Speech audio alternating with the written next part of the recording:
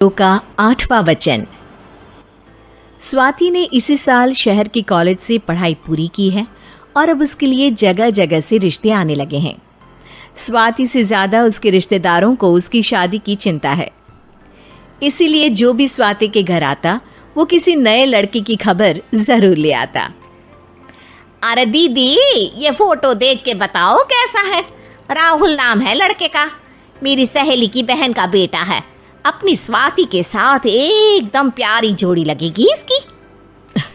ज़रा दिखाना, फोटो तो बढ़िया लग रहा है। कोई गलत आदत वादत तो नहीं है ना इसे? और कमाता कितना है? अरे कोई गलत आदत नहीं है दीदी, आप कहो तो एक मीटिंग करवा देती हूँ, फिर सब कुछ फाइनल कर लेना। हाँ हाँ, ये सही कह रही हो तुम। संडे को स्वाति के पापा भी घर पे ही रहेंगे।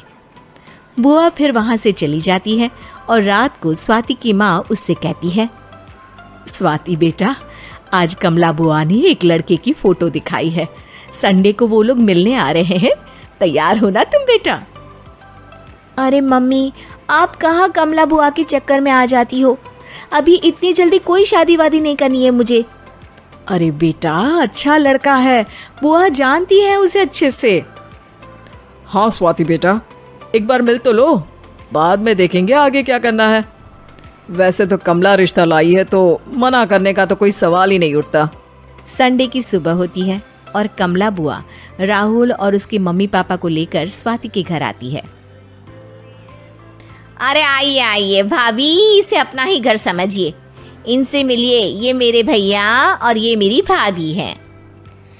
नमस्ते भाभी जी, ये है हमारा लड़का राहुल, सरकारी नौकरी की तैयारी कर रहा है ये। वैसे आपकी बेटी कहाँ है? अरे स्वाति बेटा, बाहर आ जाओ। वैसे कितनी पढ़ाई की है स्वाति ने? जी, पोस्ट ग्रेजुएट है हमारी बेटी साइंस में। ये सब तो ठीक है, पर घर संभालना जानती है या नहीं? हमें कौन सी इससे नौकरी करवानी है, नौकरी तो मेरा बेटा करेगा ही।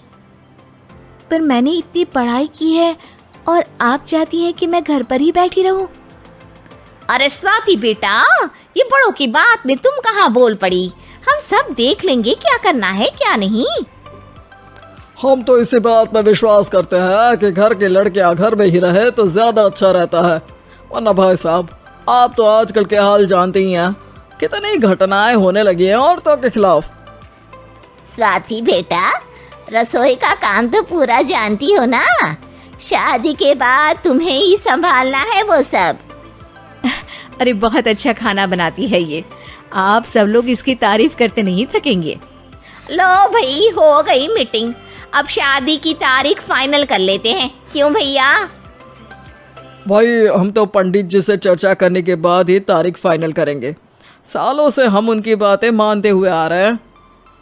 लड़के वाले और कमला बुआ की बातें सुनकर स्वाति एकदम नाराज हो जाती है और उसे लगने लगता है कि शादी के बाद उसे घर पर ही बैठना पड़ेगा। लेकिन घर वालों के आगे उसकी एक नहीं चलती और उसे शादी के लिए हाँ कहना पड़ता है। शादी का दिन आ जाता है और सब मंडप में जमा होते हैं। अब फेरों का समय हो गया है, अब कन्या अपने वर से 7 वचन मांगेगी।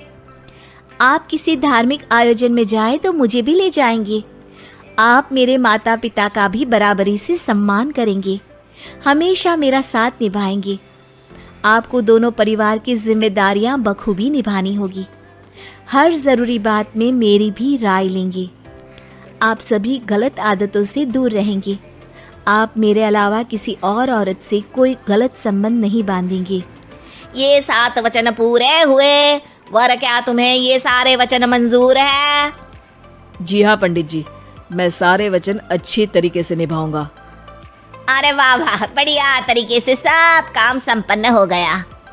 तो इसी के साथ विवाह संपन्न हुआ और आज से ये दोनों पति पत्नी हुए।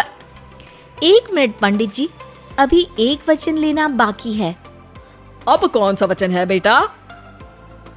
मैं अब हमेशा के लिए किसी दूसरे घर में जाने वाली हूँ, तो पति के अलावा मैं अपने सास ससुर से भी एक वचन लेना चाहूंगी। अब कहो बेटी। मैं ये चाहती हूँ कि मुझ पर किसी बात की कोई पाबंदी नहीं लगाई जाएगी।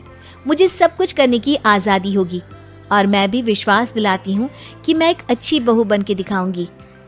स्वाति की बात सुनकर उसके सास ससुर एकदम चौंक जाते हैं और कुछ बोल नहीं पाते कि उतने में कमला बुआ बोल पड़ती है।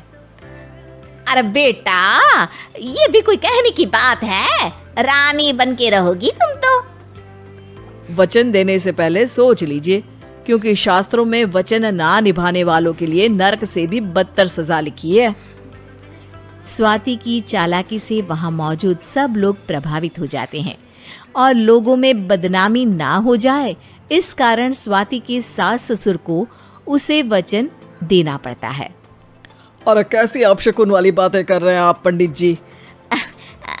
हमें मंजूर है बेटा तुम्हारी शर्त। स्वाति अपनी समझदारी से अपनी बात अपने ससुराल वालों से मनवा लेती है और खुशी खुशी राहुल से शादी कर लेती है। अब से हर शादी में मैं खुद 8 वचन दिलवाऊंगा। ओम मंगलम मंगलम मंगलम।